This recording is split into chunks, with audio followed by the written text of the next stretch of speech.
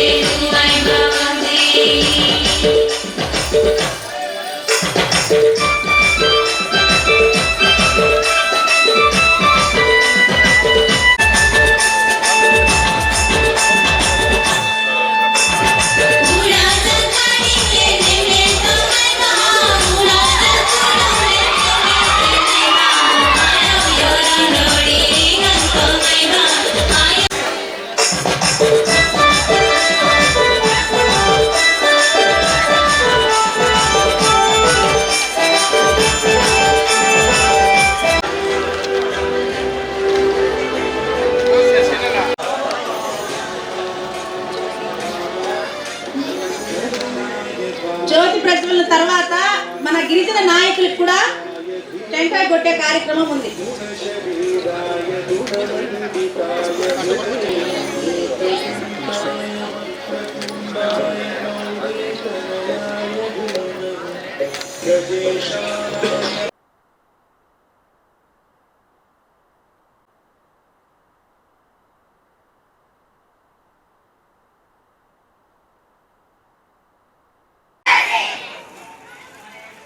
చిన్న మాటలతోనే ముగిస్తాం సార్. తక్కువ టైంలో ఈ ప్రోగ్రామ్ చేసిన మనందరికీ తెలిసిందే, భారతదేశంలో ఉన్నటువంటి ఆదివాసి తెగలు నాకు తెలిసి ఇంకెక్కడ ఇన్ని వివిధ రకాలైనటువంటి తెగలు మేబీ ఒకటి రెండు దేశాలు తప్పిస్తే, బ్రెజిల్ ఇట్లాంటి తప్పిస్తే ఇంకెక్కడా లేవు ఇన్ని రకాల తెగలు. కేవలం ఆంధ్ర కాదు, మీరంతా చూసుకోవాల్సింది భారతదేశం మొత్తం. ఇన్ని విభిన్న తెగలు కలిగినటువంటి మన భారతదేశం, అదేవిధంగా ప్రపంచంలో ఉన్నటువంటి ఆదివాసీ తెగలన్నిటి కూడా మానవులు అందరికంటే వీళ్ళు ముందొచ్చారు. వాళ్ళ నుంచే మనందరం కూడా భాష, సంస్కృతి అనేవి వాళ్ళ నుంచి ముందు మిగతా తర్వాత వచ్చినటువంటి సివిలైజేషన్స్ కానీ తెగలన్నీ కూడా వాళ్ళ నుంచి నేర్చుకున్నాయి. అదేవిధంగా కాలక్రమేణా ఎక్కువ శాతం వీళ్ళందరూ కూడా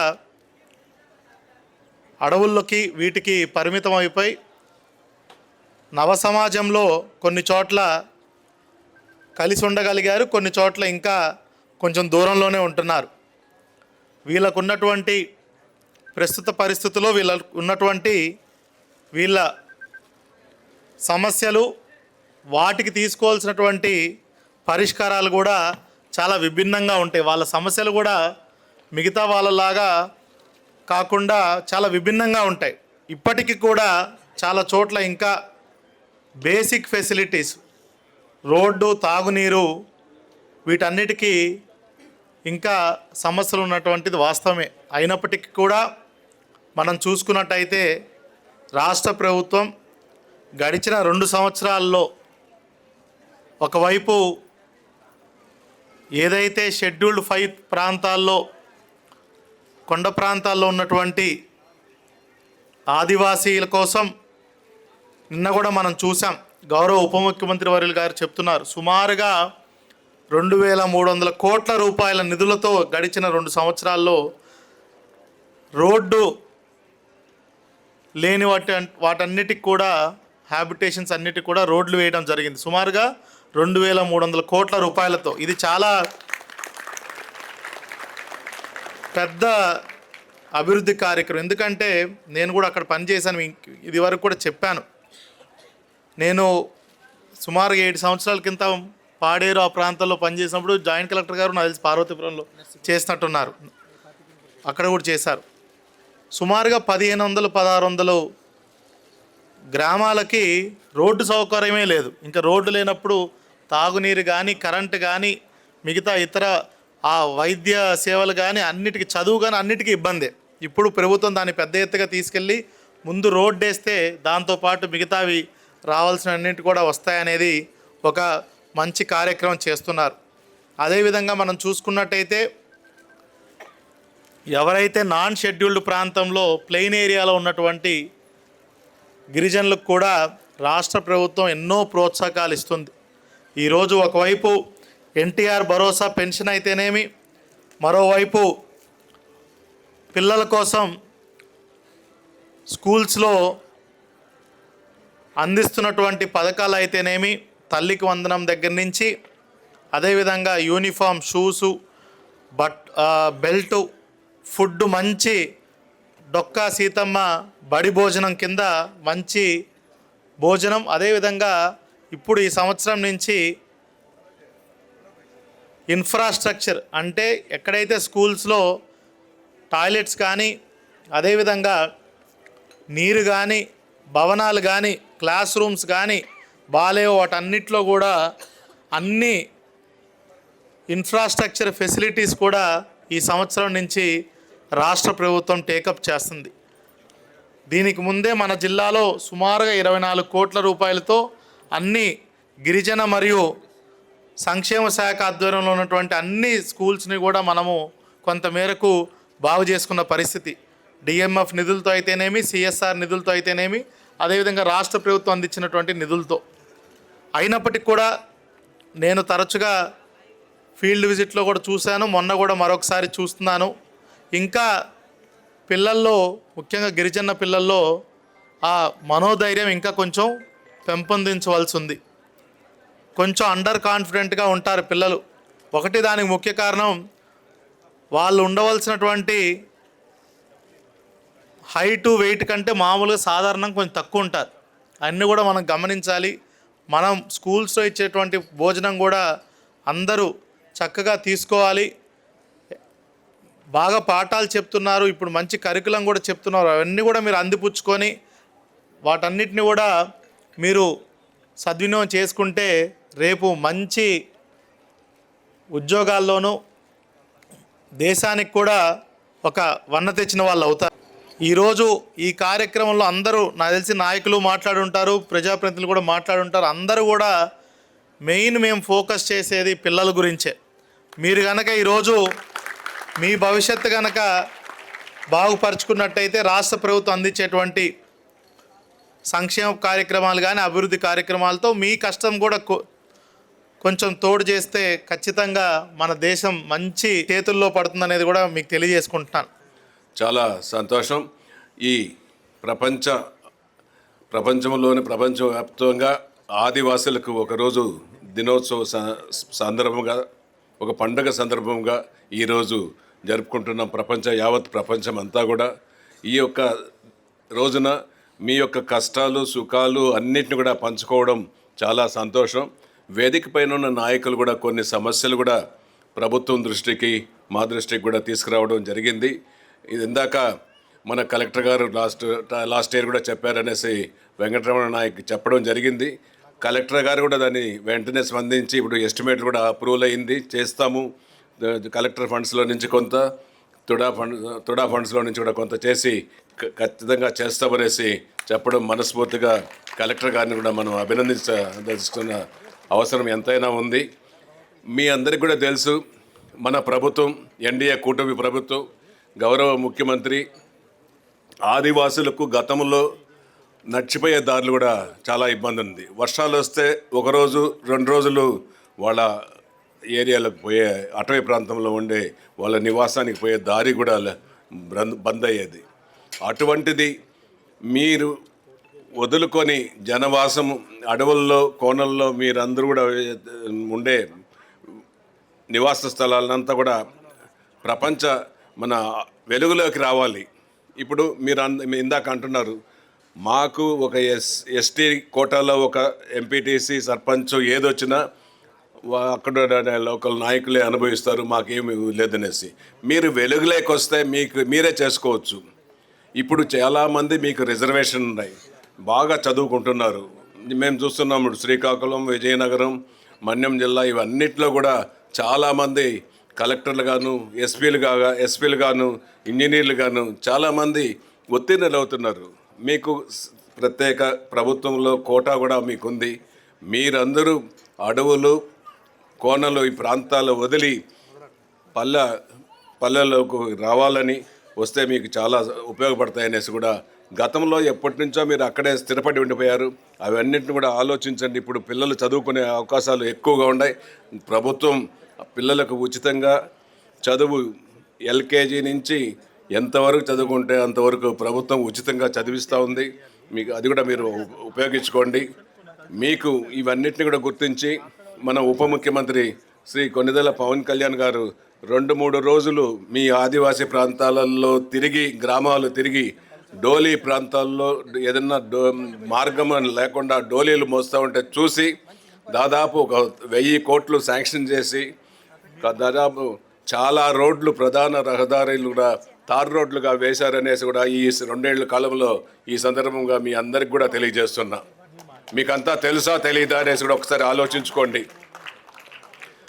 అంతేకాకుండా ఇంకా కూడా 1000 కోట్ల దాకా శాంక్షన్ చేసి మీ గిరిజన ప్రాంతాలకు అన్ని విధాలైన రోడ్లు, కరెంటు, వాటరు, స్కూల్స్ ఇవన్నిటిని కూడా మీకు చేసేదానికి మన ఎన్డీఏ కూటమి ప్రభుత్వం సిద్ధంగా ఉంది. ముఖ్యంగా ఇప్పుడే చెప్పడం జరిగింది, ఆదివాసీలంటే మొట్టమొదట ఆది అంటే మొట్టమొదటిగా ఉన్నటువంటి జీవరాశుల్లో మరి కొండల్లో, గుట్టల్లో జీవించేవారు వారే ఈ రోజున ఆదివాసులు. వారు అక్కడికే పరిమితమైపోయి ఒక సివిలైజేషన్ అక్కడే ఉండేది. కానీ ఇప్పుడు మరి వారికి కూడా ఒక మంచి వాతావరణంలో వారు కూడా రావాలి, వాళ్ళు కూడా అభివృద్ధి చెందాలి అనే ఒక ముఖ్య ఉద్దేశంతో ప్రభుత్వం వారికి ఎన్నో సదుపాయాలు కల్పించి మొట్టమొదటిగా ఏదైనా ఒక అభివృద్ధి కావాలంటే తప్పకుండా వాళ్ళు విద్యావంతులు కావాలి. ప్రపంచ స్థాయిలో జరుగుతున్న ఈ ఉత్సవాలు 1982 నుంచి కూడా భారీ ఎత్తున కూడా ఈ కార్యక్రమాలు నిర్వహించుకోవడం, అనేక ప్రాంతాల్లో కూడా ముఖ్యంగా రాష్ట్ర వ్యాప్తంగా కూడా మనందరి యొక్క జీవన ప్రమాణాలు ఏ విధంగా మెరుగుపరుచుకోవాలి, ఇక్కడ కూడా నాయకులందరూ కూడా కలెక్టర్ గారికి ఇక్కడున్న సమస్యలన్నీ కూడా కలెక్టర్ గారి దృష్టికి తీసుకురావడం జరిగింది. వాటి పరిష్కారం కొరకు కూడా పూర్తి స్థాయిలో పరిష్కరిస్తామని కూడా హామీ ఇవ్వడం మనం చూసాం. అదేవిధంగా రాష్ట్ర వ్యాప్తంగా చూస్తే ఎన్డీఏ కూటమి శ్రీ నారా చంద్రబాబు నాయుడు గారి ముఖ్యమంత్రిగా అనేక కార్యక్రమాల్లో భాగంగా ఈరోజు మీరు ఒకసారి చూస్తే ఏదైతే మనవారు నివసించే ప్రాంతాలు ఏవైతే ఉన్నాయో వాటన్నిటి అభివృద్ధి కొరకు అటు ముఖ్యమంత్రి గారు కానీ ఇటు పవన్ కళ్యాణ్ గారు కానీ అనేక విధాలుగా కూడా సహాయపడడమే కాకుండా విద్యలో ప్రతి ఒక్కరు కూడా ముఖ్యంగా ఆదివాసీ బిడ్డలందరూ కూడా ఉన్నత స్థాయి చదువులు చదువుకోవాలనే ఉద్దేశంతో ఒక మెస్ ఛార్జీలు కానీ ఇంకోటి కానీ అనేక విధాలుగా కూడా వాళ్ళకి అండగా ఈరోజు రాష్ట్ర ప్రభుత్వం ఉంది. మీకు తెలుసు, మన తిరుపతి జిల్లాలో సుమారు 1,57,676 మంది మన గిరిజన సోదరులు నివసిస్తున్నారు. మొత్తం కూడా ఈ తిరుపతి జిల్లా మొత్తం కూడా గిరిజన సంక్షేమ శాఖ ఆధ్వర్యంలో మొత్తం 27 విద్యా సంస్థలు నడపబడుతున్నాయి. దాంట్లో సుమారు 3,812 మంది విద్యార్థులు చదువుతున్నారు. ఈరోజు రాష్ట్ర ప్రభుత్వం గౌరవ ముఖ్యమంత్రి వర్యులు నారా చంద్రబాబు నాయుడు గారు ఆదివాసుల సంక్షేమానికి కట్టుబడి ఉన్నారు. ప్రభుత్వం కూడా ఆదివాసుల సంక్షేమం కోసం విశేష కృషి చేస్తూ ఉంది. గౌరవ విద్యాశాఖ మంత్రులు మన యువగలం అధినేత నారా లోకేష్ సార్ కూడా ఈరోజు ఆదివాసుల కోసం ప్రత్యేక శ్రద్ధ చూపిస్తున్నారు.